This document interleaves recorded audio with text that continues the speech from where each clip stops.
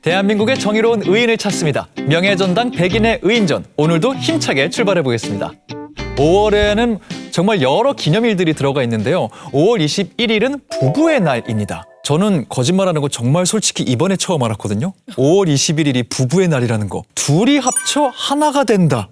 라는 뜻에서 부부의 날이 21일로 제정이 됐다 그러더라고요. 아, 이거 모를 수가 있습니까?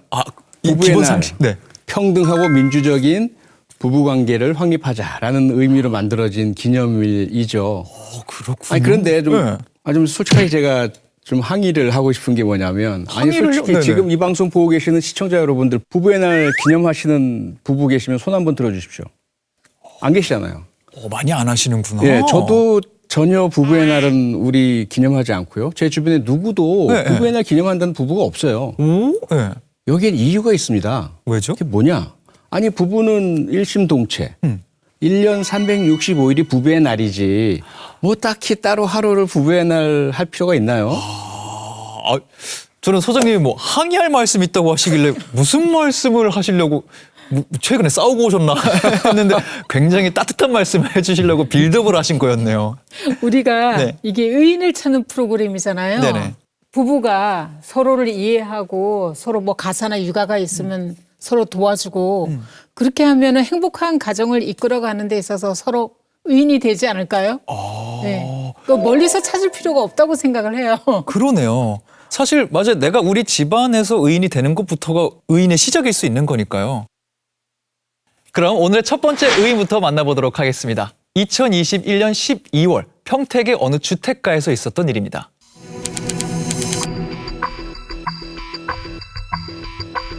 강도를 쫓는 주민들이네요, 5분. 오, 여러 분이 가는데요. 그러니까요. 뒤쫓아가는데요.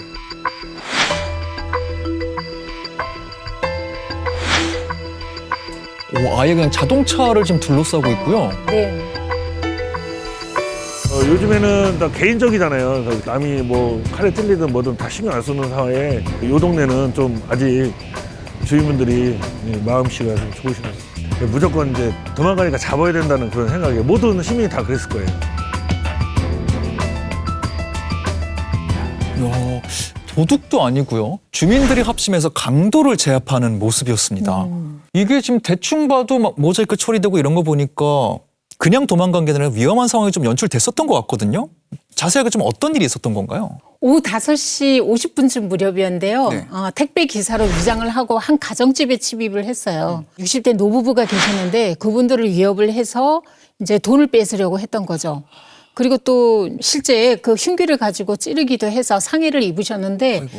그 딸이 그 소리를 듣고 이제 도와달라고 이렇게 네네. 외쳤는데 주민들이 여러분들이 나타나셔가지고 이 강도를 뒤쫓기 시작한 거예요.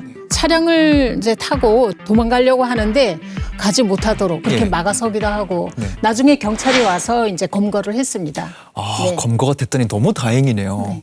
이게 우리도 의인분들을 조명하긴 하지만 또 생각도 하면서 움직여야 된다는 걸 강조해드리고 있잖아요. 흉기가 있는 강도였어요.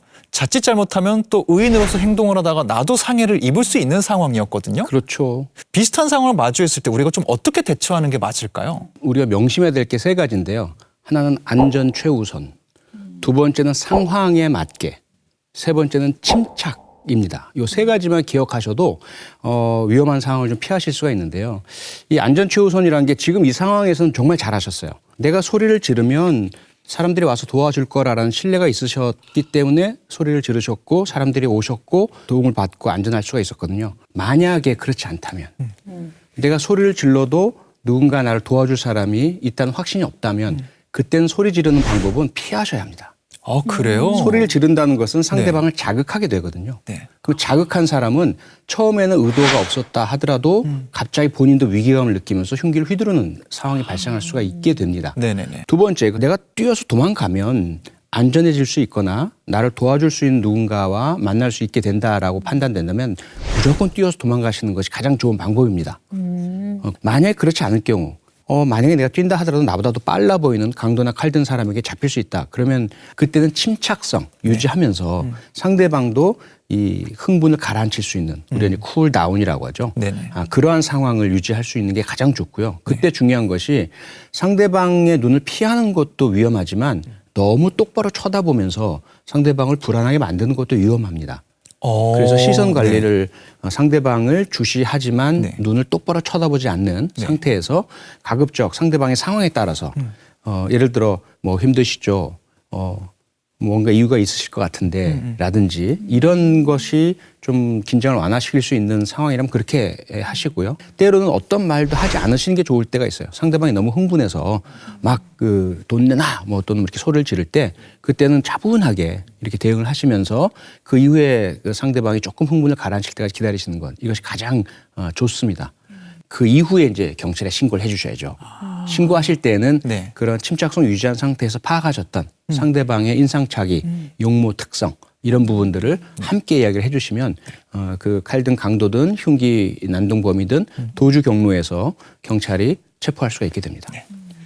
일단 할 수 있다면 거리를 벌려서 내 안전을 침착하게 확보하는 게 제일 중요하고 그렇게 안 된다고 하면은 역시 침착성을 유지하면서 상대방을 자극하지 않는 거. 요걸 기억하는 게 굉장히 중요하겠다는 생각이 드네요. 네, 하나만 그 말씀을 드리면 네. 우리가 일단 흉기든 난동범의 안전거리를 일반적으로 6m라고 이야기를 합니다. 6m요? 예. 네.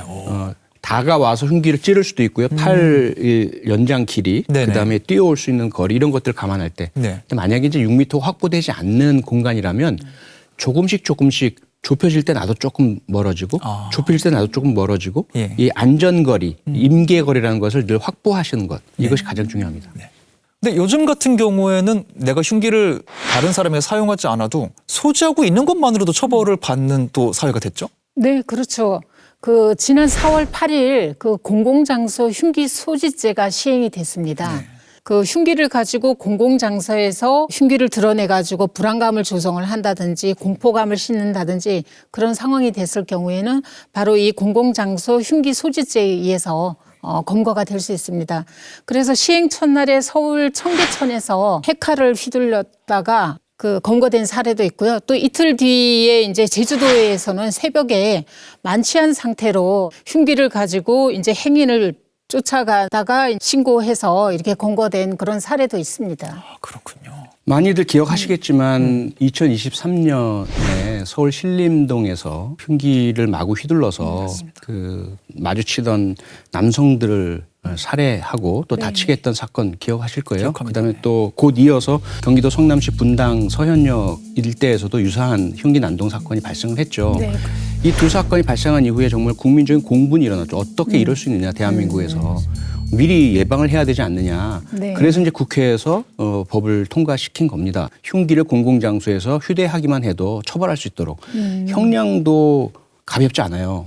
징역 3년 이하 혹은 1천만 원 이하의 벌금형에 처해지는 상당히 무거운 형벌을 받게 되니까 결코 공공장소에서 남들에게 다른 사람에게 위협이 될 수 있는 흉기 소지는 해서는 안 되고 혹시라도 목격을 하신다면 적극적으로 경찰에 신고해 주시기를 부탁드리고 싶습니다. 그렇게 범죄 예방에 함께하는 것도 우리가 할 수 있는 의로운 일 중에 하나라는 생각이 들어요.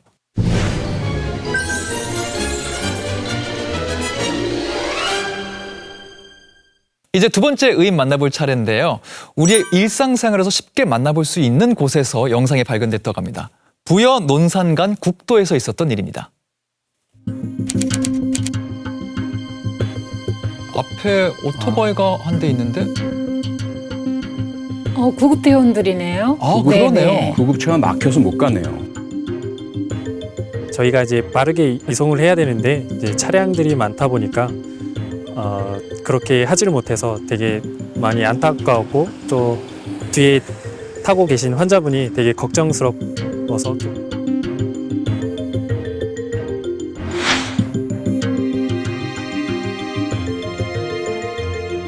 안 비켜주는 차량이 있으면 오토바이가 마치 호위무사처럼 지금 비키라고.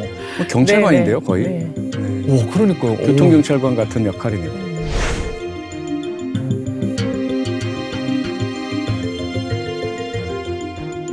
한 사람을 생명을 구했기 때문에 천사라고 말씀을 드려도 과찬이 아니겠습니다. 천사. 네, 딱 맞는 말입니다.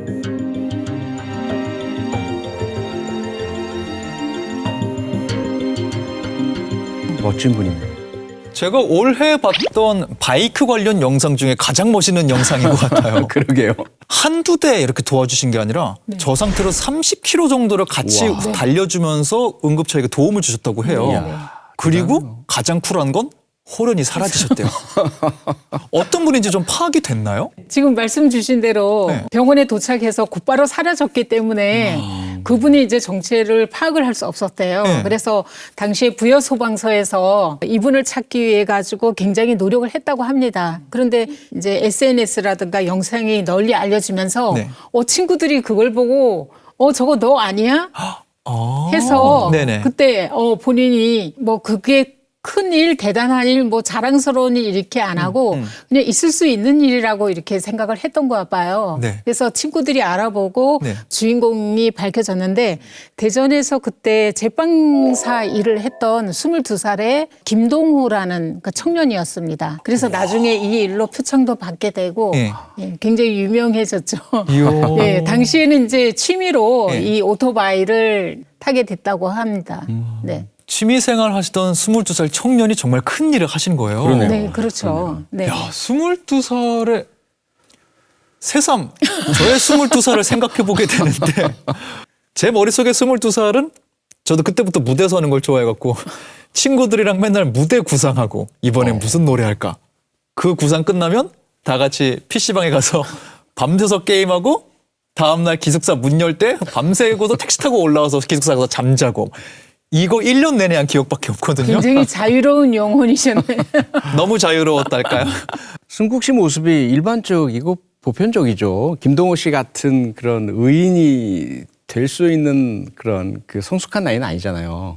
하지만 아마도 승국 씨도 내 눈앞에 내가 도울 수 있는 일이 있었다면 하셨으리라 저는 믿거든요. 확신하고 있는데 저도 이렇게 돌아보면 저는 이제 경찰대 학생이었으니까 네, 예비 경찰관으로서 언제든 어디서든 내가 누굴 도울 수 있는 일이 없나 이런 생각을 가지긴 했었는데 실제로 도움을 드린 일은 그렇게 많지 않아요.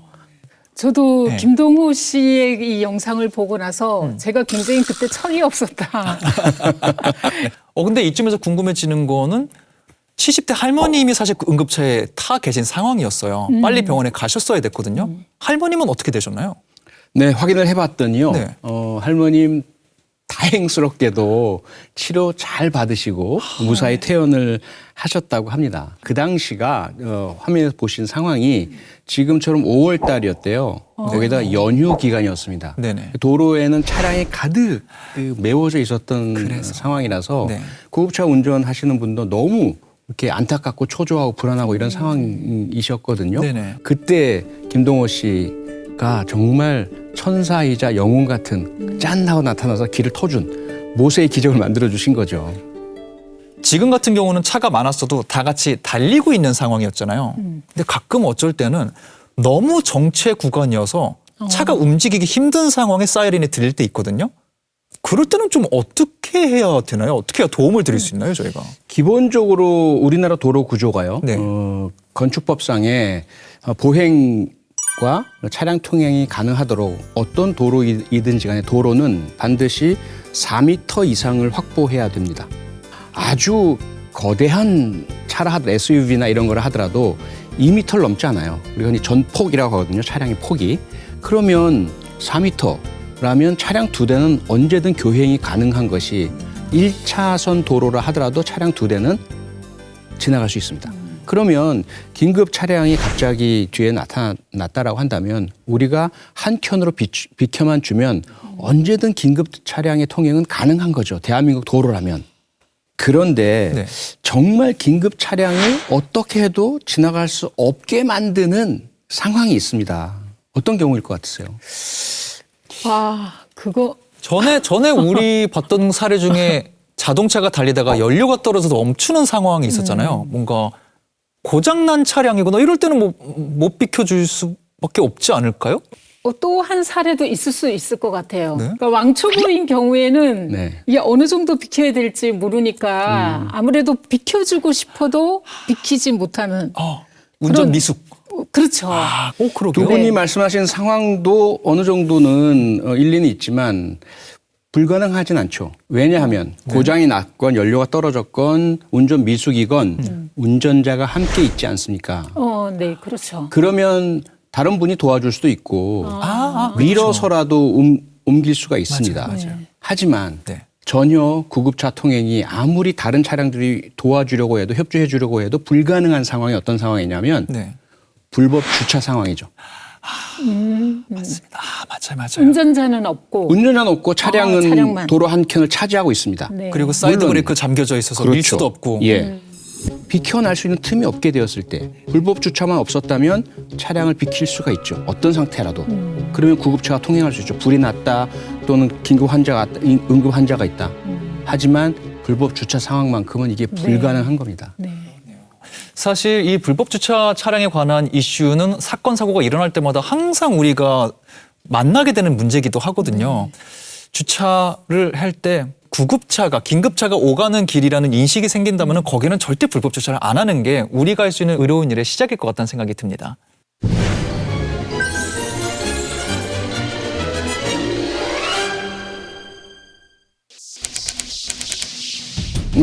오, 와. 뭐야? 갑자기 이거 바다로 갑자기 뛰어드네요. 와, 무슨 물보라를 일이- 일으키면서 네. 와. 이게 그리고 지금 바다거든요, 포항이고. 아니, 사람 다이빙 하듯이 차가 그렇게. 네. 야, 한 분이 지금 거의 뛰듯이 저분은 뭐 미리 알고 있었나요? 바로 그냥 그러게요. 구명조끼 착용하고 뛰어드시네. 그리고 지금 다른 분들 옷을 보면은 이게 따뜻한 날도 아니었거든요. 그러네요. 주저없이 지금 들어가셨고요. 지금 문이 열릴려나 근데 저 수압 때문에 지금 유리를 깨시는 거예요. 예, 지금 유리를 깨고 있어요. 그렇군요. 네. 손에 뭔가를 들고 있죠. 문이 안 열릴 걸 아셨나 보다. 근데 그렇게 깨고도 잘 열리지 않는데 네. 와, 힘을 써서 이야. 근데 기어이 혼자 힘으로 이 구조자분을 지금 구조하신 것 같아요. 저희 횡령이라고 인명구조할 때 사용하는 수영 방법이거든요.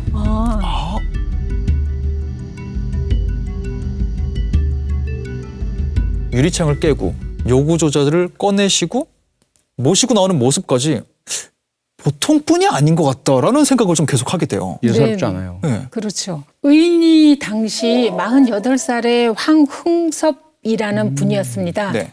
그 황흥섭 씨는 지금 보신 것 화면에서 보신 것처럼 응급구조사, 스킨스쿠버 그리고 인명구조 강사 이런 여러 자격을 갖고 계신 순환구조의 베테랑이라고 할 정도의 그러셨구나. 그런 능력자였습니다. 근데 마침 네. 그날 방파제에 계셨고 네. 또 의용 소방대원으로도 활동하시기 때문에 네. 그 사고를 당한 운전자를 구하기 위해서 이제 곧바로 들어갔고 압력으로 인해서 이제 문이 잘 안 열리잖아요. 네, 네. 그래서 그걸 깨트리고 이제 구한 거죠. 사실은 뭐 사고가 난 운전자 입장에서는 정말 불행 중 다행이다. 이렇게 그러네요. 봐야 되겠죠. 예. 저런 분이 우연히 거길 지나가고 있었다는 게 네. 나에게 일어난 불행 중 가장 다행인 일이었어요. 진짜로. 네, 그렇죠. 네. 갑자기 쓰러졌는데 옆에 의사가 계신 거랑 마찬가지 네. 상황인 그쵸, 거죠. 그쵸. 그러니까 영상 보면서 사실 좀 의아했던 것이 네. 구명조끼 입고 바로 뛰어드신 것 설명 들으니까 이해가 되는데 거침없이 조수석 창문으로 가서 네. 이렇게 두드리시거든요. 네네. 그런데 이제 흐릿해서 좀 잘 못 봤는데 자세히 보니까 그게 망치였어요. 이 네. 망치를 가지고 들어간다는 거 이건 사실은 일반인은 상상도 못하는 일이거든요. 그쵸, 근데 그만큼 이미 예상을 하고 계셨던 거죠. 우리 명예의 전당 첫 번째 그 에피소드 할 때 호수에 빠진 분을 도와주는 세면의 학생들 우리 얘기했었잖아요. 그쵸. 네, 스디도 모셨어요. 강원체육고등학교 학생들. 맞아요. 네네네. 그분들 같은 경우도 쉽지 않은 일을 하신 거긴 하지만 그거는 호수에서 벌어졌었던 일이고요.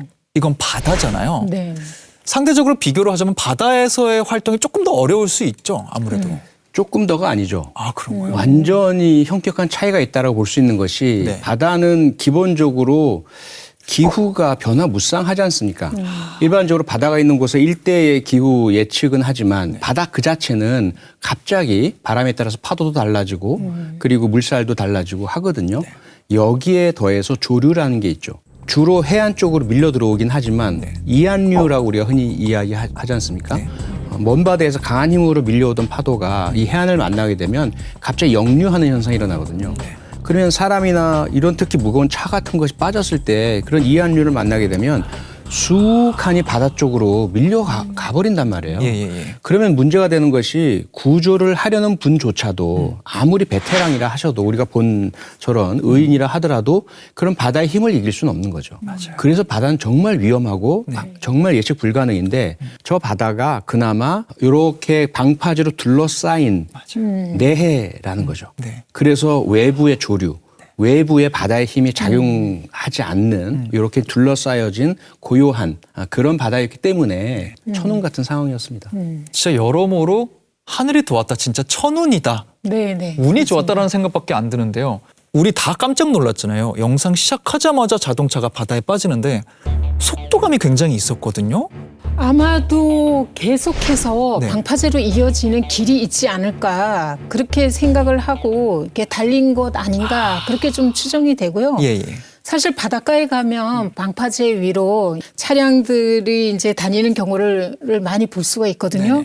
근데 겉으로 보면은 상당히 낭만적이고 바다랑 가까이서 이제 감상할 수 있는 그런 기회가 되겠지만 네. 사실은 굉장히 위험하죠. 자칫하면 돌이킬 수 없는 그런 또 참사라도 이어질 수 있기 때문에 안전을 좀 먼저 생각을 해주셨으면 좋겠습니다. 또 하나 좀 추정되는 원인이 네. 네. 우리가 내비게이션을 많이 사용하고 의존을 하잖아요. 네. 그런데 그렇죠. 이제 휴대전화 등 실시간 그 소통이 이루어지는 내비게이션 말고 차량에 부착되어 있는 순정 내비게이션이 있어요. 네네. 그건 과거에 만들어진 지도를 기반으로 하고 그 과거 내비게이션에 의존하실 경우에 간혹 벼랑이나 절벽이나 방파제인데 그걸 인식을 못하고 길처럼 안내하는 경우가 있습니다. 그래서 결코 내비게이션에만 의존하지 마시라. 네. 그러면- 이승국 씨 혹시 네. 저한테 뭐 물어보려는 거 아니에요? 뭐 어떤 저런 상황에 혹시 바다로 뛰어들 것이냐? 만약에 그런 질문을 받았다. 그럼 어떻게 답변하고 싶으세요? 만약에 그런 질문이 왔다. 저는 계속 되풀이할 수밖에 없습니다. 네. 저를 시험에 들게 하지 말라. 실장님은 어려울 것 같다는 답변으로 제가 해석할 수 있을 것 같고요. 실장님께는 안타까운 소식이지만 그런 질문 안 할 생각이었거든요. 저는 저렇게 할 자신이 전혀 없어서 이건 우리 셋 다 못하겠다 해서 안 드리려고 그랬는데 어쨌든 실장님은 못하신다 그럽니다. 네. 저랑 소장님은 뭐 질문 안 드렸으니까 뭐 가능성을 열어두기로 하고요. 네. 실장님은 못하신다고 하니까요. 이렇게 정리하고 넘어가도록 하겠습니다.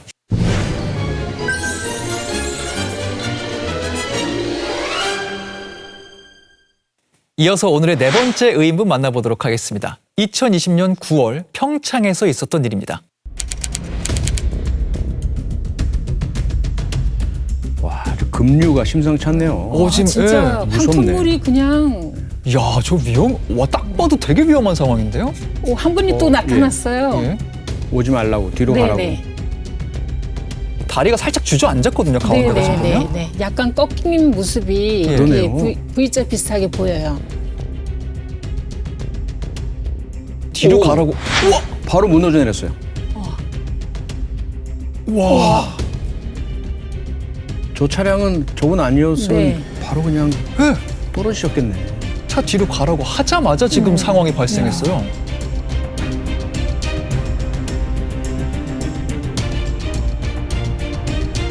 (30초) 차이로 큰 인명피해를 막게 된 기적 같은 영상이었습니다. 평창 송정교의 영웅이라 불리시는 박광진님 스튜디오에 모셨습니다. 반갑습니다. 반갑습니다. 반갑습니다. 이 일 이후로 좀 방송 취재 같은 거 많이 하지 않으셨나요?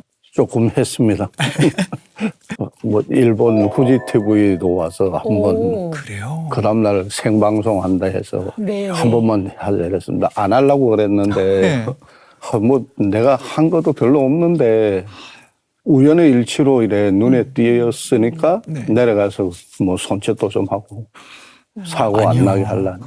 말씀은 또 겸손하게 하시지만 우리가 삼자로서 지켜보기에는 정말 대단한 일을 하신 거고 그렇게 또 해외에서도 이렇게 찾아오시지 않았을까 싶거든요. 정확히 좀 어떤 일이 있었고 어떻게 딱 저 상황을 발견하고 내려가시게 된 건가요?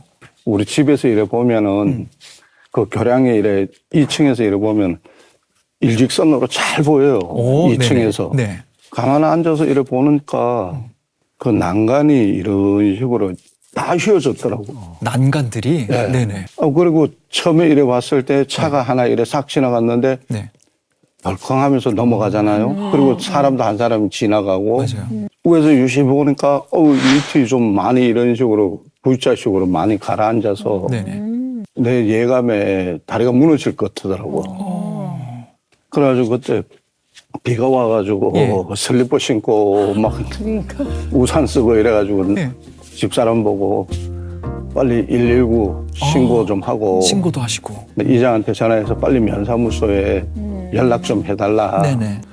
그 위기를 직감하시고 신고도 하시고 이장님께 전화도 하시고 필요한 조치를 다 취하신 거예요.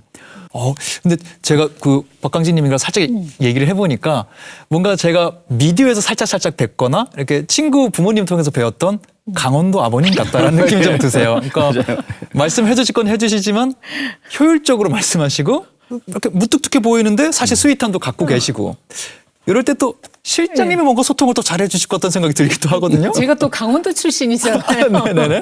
강원도인의 소통도 궁금해지거든요. 혹시 그 박강진 선생님은 뭐 감자, 메밀, 옥수수 좋아하시나요? 강원도 사람이니까 다 좋아합니다. 네, 그거를 너무 많이 먹어서 물려가지고 못 드시는 분도 강원도 분이고 네네. 정말 이렇게 지금도 즐기시는 분은 진짜 찐 강원도 분이라고 할 수 있죠. 저도 무척 좋아하는데 그럼 저도 강원도 사람인가요? 네, 강원도의 DNA가 섞인 거죠. 선조 어느 분이신가? 고맙습니다. 네. 근데 말씀해 주신 걸 듣다 보니까 어떤 변화가 감지되더라도 이거 곧 무너진다. 위기 감지까지 되는 거는 보통 일반인 분들은 모르실 수도 있거든요. 어떤 실례지만 어떤 일을 하시는지 어떻게 그 위험을 확실히 아셨는지도 좀 여쭤봐도 될까요? 제가 그 요새는 옛날에는 포크레인이라 이랬는데 요새는 이름이 바뀌어서 굴착기 기사하고 있습니다. 오, 굴착기 기사. 그런 교량 공사를 네. 네. 좀 많이 하다 보니까 네. 네. 그런 거 조금은 알고 있어요. 저희가 오늘 정말 다른 의인분들 영상으로 몇 번 만나 뵀는데 천운이라는 말을 오늘 유독 많이 쓰는데 그 다리 앞에 집에 박광진 님이 사신다는 것도 천운이었던 것 같아요. 제가 확인해 봤더니 그 당시에 아침 7시 30분이었죠. 네, 네, 네. 딱 그러면 말씀해 주신 대로 직장인들이 많이 사시는 곳이고 출퇴근 시간대 아닙니까? 출근 시간대. 출근 시간대. 예, 네. 상당히 많은 통행량이 네. 그 당시 있었고 또 있을 상황이었는데 엄청난 생명을 구하셨다라는 그런 생각이 다시금 드네요. 그러네요, 진짜. 그 중에서도 특히나 바로 이렇게 수신호를 주셔서 반대쪽에서 오다가 멈추고 후진했던 차량.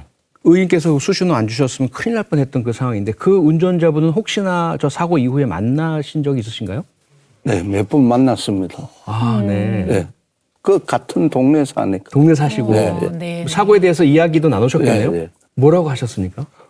그게 뭐, 안 말렸으면 생명의 은혜들 술도 한잔 했습니다. 아, 네. 같이 앉아서 이런 얘기 저런 얘기. 술은 그분이 결제하셨죠? 그러면 생명의 은인이신데 몇 번이고 또 기쁜 마음으로 대접해 주시지 않을까 싶어. 혹시 이거 박광진 님이 결제하지 않았겠지 하는 마음에 그냥 농담 삼아 여쭤봤고요. 그분이 또 건설업 하시던 분이었어요. 그런 차주분이? 쪽을. 예. 네, 네. 그분도 그 아침에 비가 많이 오니까 건설업을 하다 보니까 궁금한 거예요. 그 교량 이쪽으로 물이 많이 불었나 안 불었나 이런 걸 보면. 뭔가가 이래 보니까 자기도 이래 오다 보니까 다리가 많이 가라앉아 있으니까. 네. 그러니까 얼른 뒤로 후진하는 거죠. 우리를 보고. 광진 님도 그리고 깜짝 놀라셨을 것 같아요. 진짜로 그렇게 바로 무너지는 거 보고. 네.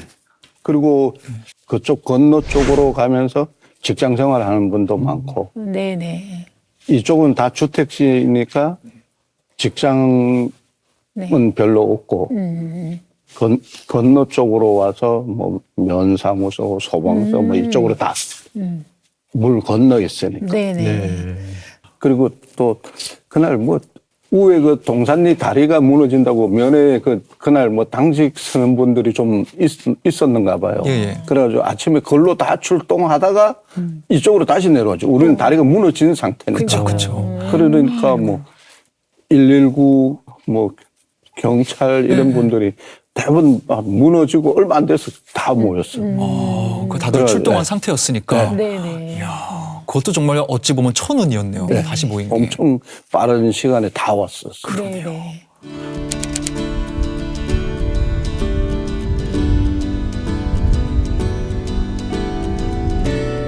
지금 이 다리가 2020년 9월 태풍 마이삭으로 유실된 그 송정교입니다.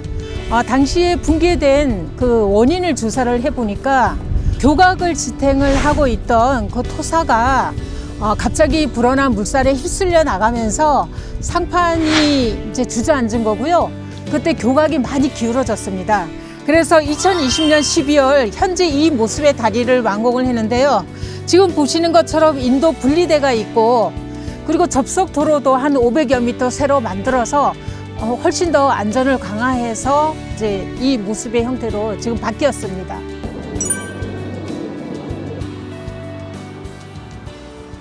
마이삭 태풍 왔을 때 혹시 기억나세요? 다리 무너졌을 때? 아, 다리 무너질 때요. 그 넘어오던 아저씨가 우리 아는 사람이었어요. 그분이 여기 건너갈라 했는데 저쪽에서 오면 안 된다고 맞아요. 막 이래가지고 물이 엄청나게 나갔죠. 그래가지고 나무가 내려오다가 이 복판 비하에 딱 걸렸어요. 그리고 치고 나갔죠. 그 사람이 여기 상대편에 쪽에 사람이 또 한 사람이 있었거든요. 차가 오는데 차 오지 말라고 그 사람이 빠꾸해서 나가서 최종열 씨라고 그래 갈 뻔했죠. 그래 가진 않아 그냥 살고. 무서워 죽겠어요. 무서웠죠. 그 다음에 그래가지고 계속 저 위에 다리 있잖아요. 저리 계속 돌아다니고 요 밑에 다리 여기로 다니고 여기는 통제가 완전히 됐죠.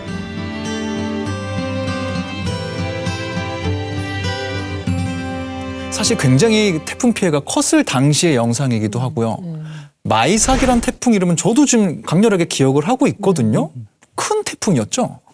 네, 큰 태풍이었는데 이렇게 설명을 드려야 될 것 같아요. 주로 저보다 연배가 높으신 어르신분들 네. 만나서 이야기 나눌 때, 특히 여름이 다가올 때 가장 그 피해가 심각했던 태풍 기억하세요? 라고 질문을 드리면 10분 중에 9분 정도가 사라 태풍 이렇게 이야기를 하세요. 사라 태풍이 네. 제가 태어나기도 전인 1959년에 한반도를 휩쓸었던 태풍이거든요. 네네. 그런데 왜 아직까지도 사라 이야기가 나오냐면 뉴스에서도 간혹 사라 언급하니까 젊은 분들도 들어보셨을 거예요. 저도 들어봤어요. 이 왜냐면요, 이 사라가요, 이제까지 깨지지 않는 기록을 가지고 있어요. 어떤 기록이죠? 우리 역대 엄청나게 많은 태풍들이 있었잖아요. 그 태풍들 중에서 최저 해면 기압이 가장 낮았던 태풍입니다. 최저 해면 기압이요? 네. 네. 최저 해면 기압 쉽게 말씀드리면 태풍의 눈. 네. 가장 중심에 있어서 이게 태풍의 중심 기압이 낮으면 낮을수록 주변에 있는 모든 공기, 물 이런 것들이 안쪽으로 빨려 들어가거든요. 그래서 태풍의 힘이 강해지는 거죠. 네네. 그럼 가장 최저 해면 기압이 낮다라면 그 태풍의 힘이 가장 강력하다 이렇게 이해하시면 될 것 같아요. 그렇군요. 그만큼 이제 피해가 컸고 무서웠던 태풍이죠. 근데 왜 제가 이 얘기를 드리느냐? 그 다음에 이제 이 최저 해면 기압이 두 번째로 낮았던 태풍이 2003년에 우리를 강타했던 매미였습니다. 매미도 기억나시죠? 생생히 기억나요. 네. 그만큼 강력하기 때문에 많이 언급돼서 우리 기억에 있는 거거든요. 네네. 그 다음에 3위가 마이삭입니다. 그렇군요. 그렇기 때문에 이 마이삭이 얼마나 강한 태풍이고 얼마나 많은 피해를 우리에게 끼쳤을지 네. 뭐 당연히 미뤄 짐작이 가능하시죠. 네네. 사실 우리나라 같은 경우에는 뭐 태풍, 집중호우 이 관련 이슈들이 매년 반복해서 일어나는 지정학적 지금 특성을 갖고 있기도 해요. 올해 같은 경우에는 장마가 조금 더 이르게 찾아올 거라는 얘기도 있던데 이것도 맞나요? 예, 지금 시점에서 뭐 정확하게 예측은 할 수 없지만 한 6월 중순부터 이렇게 시작한다는 그런 얘기가 있고요. 요즘은 사실 장마가 아니라 뭐 국지적인 폭우 이런 얘기를 하잖아요. 같은 이제 우기라고 하더라도 이제 지형에 따라서 어떤 지역에 특정해가지고 그 지역만 이제 폭우가 내리는 이런 현상들이 지금 일어나고 있는데 그래서 여름철 폭우가 어느 지역을 강타를 하게 될지 뭐 굉장히 예측하기 어려운 상황이고요. 이런 걸 좀 다르게 해석한다면 대비도 그만큼 더 철저하게 해야 된다. 사실 우리가 이런 태풍 얘기를 하는 게 태풍으로 발생하는 어떤 자연적인 현상을 우리가 막을 수는 없지만 그로 인해 발생하는 피해는 우리가 예방하거나 조금 최소화하기 위한 노력을 할 수 있잖아요. 그렇죠. 그 노력의 최전선에 박광진님 같은 의인분들이 계셨던 것 같다는 생각이 듭니다. 이런 의인분들의 활동이 이게 보상이라고 말할 수 있는지 모르겠는데 이 이후에 굉장히 경사가 또 하나 있으셨더라고요. 이 일이 있고 한 7개월 정도 후에 박강진님 아들, 따님 두 분이 동시에 경찰 임용에 성공하셨다고 그래요. 오. 정말 이거 집안의 경사잖아요.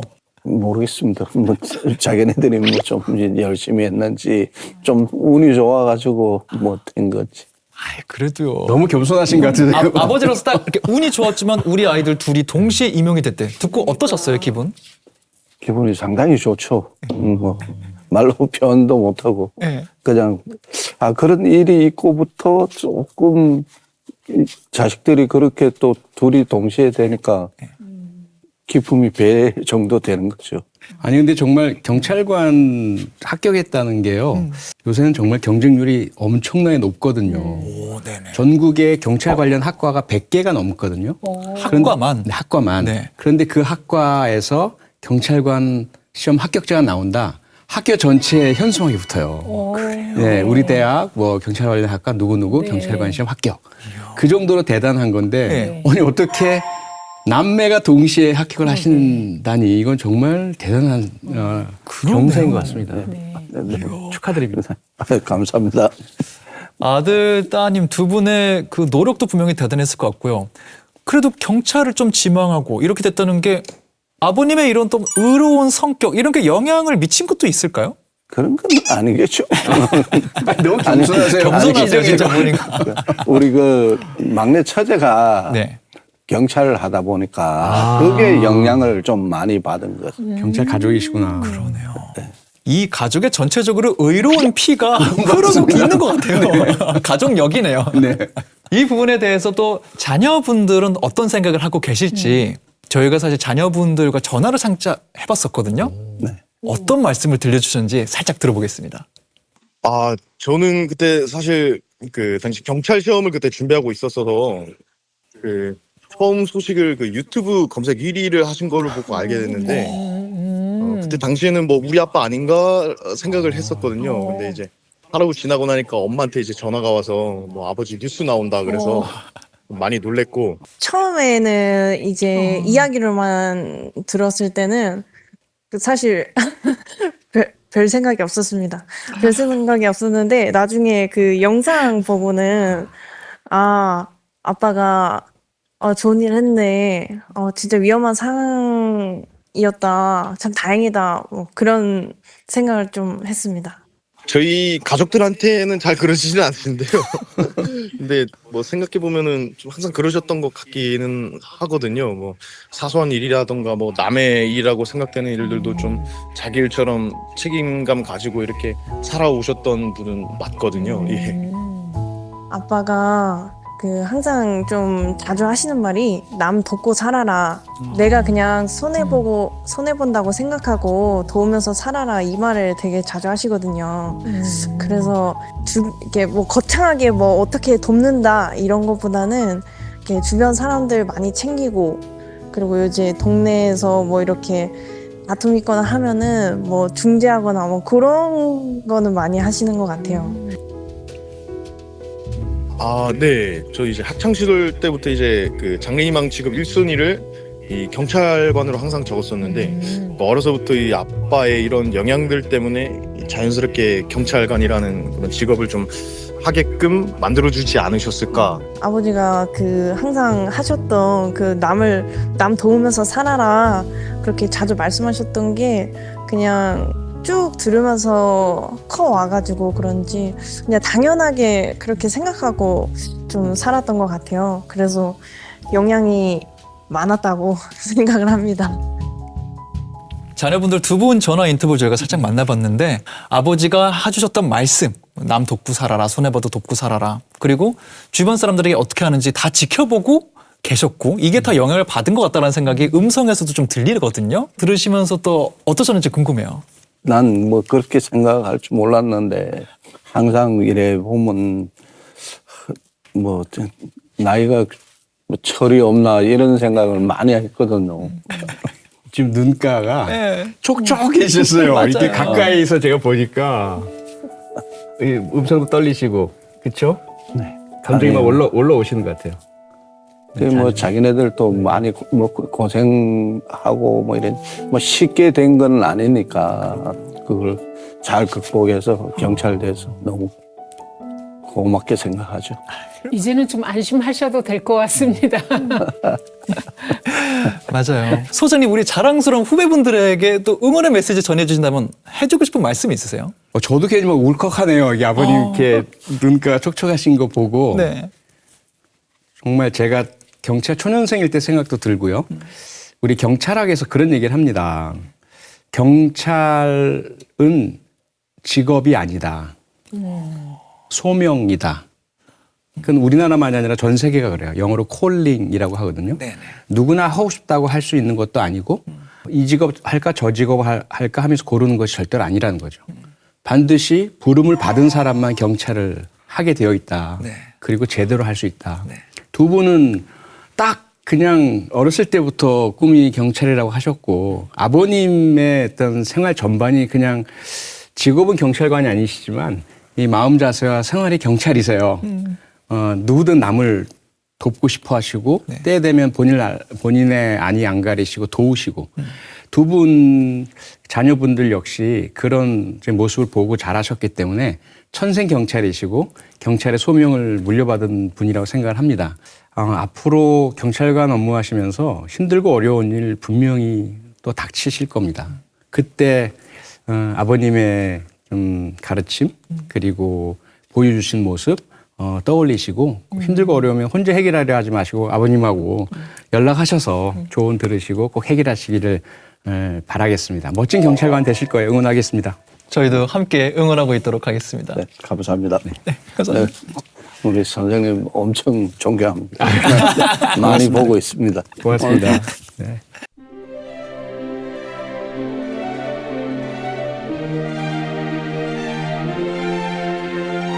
붕괴 직전에 그 교량을 진입을 통제하지 않았다고 한다면 아마 대형 사고로 이어졌을 가능성이 높을 것 같습니다. 비가 오는 날이니까 위험 상황을 감지했다고 하더라도 즉각적으로 나오셔가지고 이렇게 온몸으로 수신호하면서 막아낸 거는 정말 평범한 사람이라면 좀 어려웠지 않았을까 그렇게 생각을 합니다. 공공의 이익, 다른 사람의 안위에 대한 생각이 있으셔야만 하실 수 있는 일이거든요. 그야말로 의인이시죠. 그 의인의 그 생활, 삶의 모습, 또 생각을 보고 자란 두 분의 자녀들이 함께 경찰관 시험에 합격한 것도 사실 관계가 분명히 있다라고 저는 생각을 합니다. 의인에게 의인 낳고 의인과 함께 자란 아이들이 의인이 된다.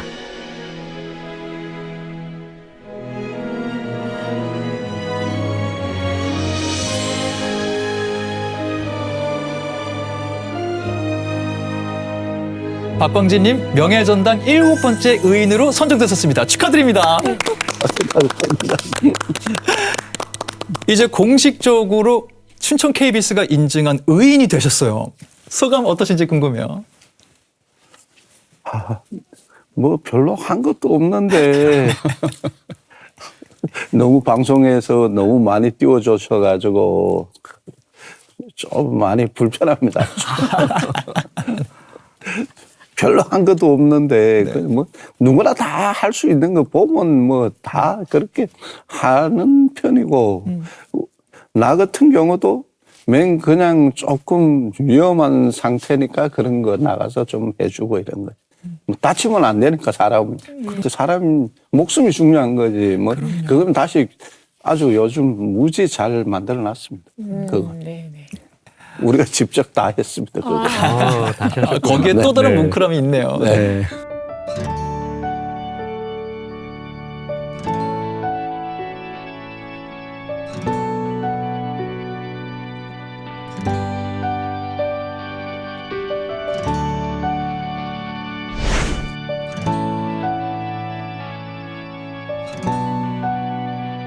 오늘 소장님, 시장님 두 분 오늘 방송하면서 어떠셨는지 궁금해요. 오늘도 부끄러운 또 하루가 네. 지나갔고요. 계속 이제 오랫동안 남을 것 같아요. 의인 22살의 청년 분의 그 멋진 30분간의 실질적인 교통경찰관 역할 그리고 평택에서 강도를 함께 추적해서 그 차량에 이렇게 그 도구까지 넣어서 기지를 발휘하셨던 이웃분 5분도 떠오르고 뭐 주택가에서 또 도로에서 또 바다에서 또 이제 범람이 되고 있는 그런 어떤 교량 현장에서 진짜 정말 극적이다 싶을 정도로 의인들이 이렇게 갑자기 나타나셔가지고 그 생명을 구하고 위기의 순간을 아무 일이 없는 것처럼 이렇게 되돌리고 이런 모습에서 정말 의인들의 활약이 좀 계속 이어졌으면 좋겠고 이 프로그램을 통해서 더 많은 분들이 또 발굴되어서 소개됐으면 하는 그런 생각이 컸습니다. 대한민국 5천만 국민 모두가 정의로운 의인이 될 때까지, 대한민국이 의인을 필요로 하지 않는 사회가 될 때까지 명예전당 불빛은 계속 밝히고 있겠습니다. 저희는 다음 주에 인사드리겠습니다. 감사합니다.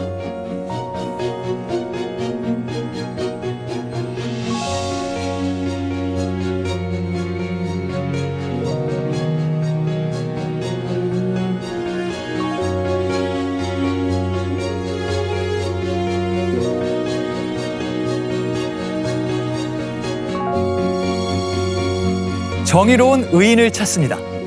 여러분이 알고 계신 의인을 세상에 소개해 주세요. 명예의 전당은 여러분의 제보를 기다립니다.